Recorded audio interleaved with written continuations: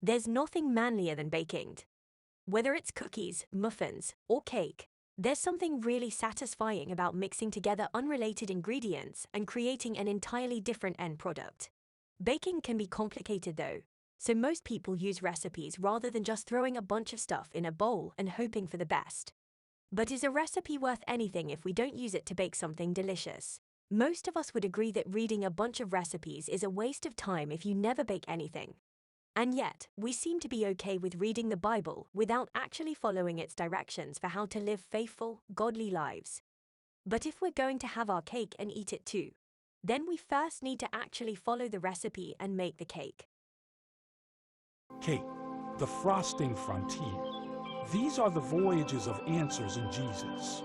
Our 5-minute mission: to explore God's words, to seek out eternal life and new theme song parodies, to boldly do what some men have done before.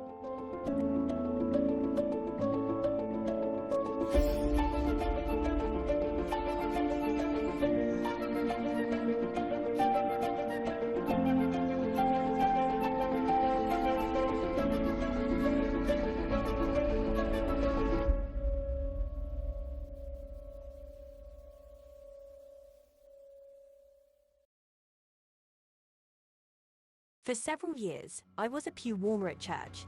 I'd show up on Sunday mornings, participate in the service, go home, and barely think about God until the following Sunday morning. During this time, my faith reached its lowest point ever. A big part of that dip in faith was due to unscriptural and needlessly political teachings from the pastor at the church I was going to.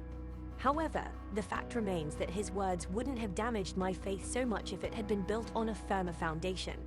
And the first place to start building that foundation is to actually live in faith. James put it best in his letter to the Jewish Christians. My dear brothers and sisters, take note of this.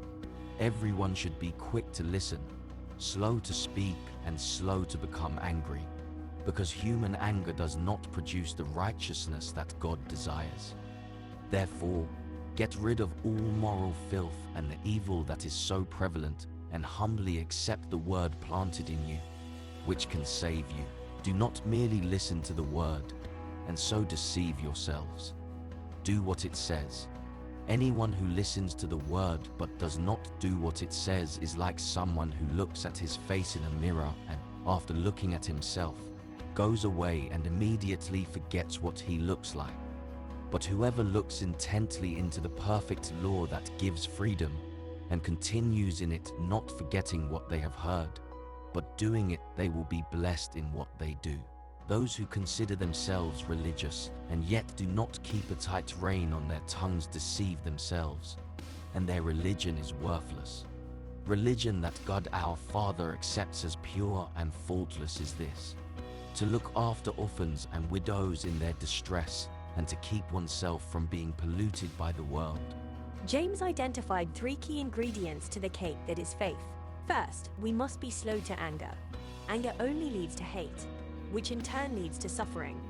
We've all been angry before, so we should all be familiar with the fact that we rarely say anything kind or righteous while we're angry. Proverbs 15:18 tells us a hot-tempered person stirs up conflict, but the one who is patient calms a quarrel. If we are calm, cool, and collected, then it will be easier for us to act in love. James also tells us to get rid of all moral filth and the evil that is so prevalent, and humbly accept the word planted in you, which can save you. It's no secret that there are evil people in the world. There are murderers, thieves, and people who cook their steaks well done. These actions are obviously evil, and many of us have never done them and may, therefore, think we don't have any evil in our lives to get rid of. But there are many evils that we, even Christians, are often guilty of. Bigotry, such as racism, sexism, and homophobia. Dishonesty and selfishness are all evils that Christians aren't immune to.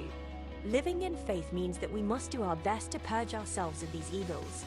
We can't accept the word that's been planted in us if we also accept the weeds that have been scattered around us. But most of all, living in faith means that we must live in faith. Do not merely listen to the word, and so deceive yourselves. Do what it says. Anyone who listens to the word but does not do what it says is like someone who looks at his face in a mirror and, after looking at himself, goes away and immediately forgets what he looks like. But whoever looks intently into the perfect law that gives freedom and continues in it, not forgetting what they have heard, but doing it, they will be blessed in what they do.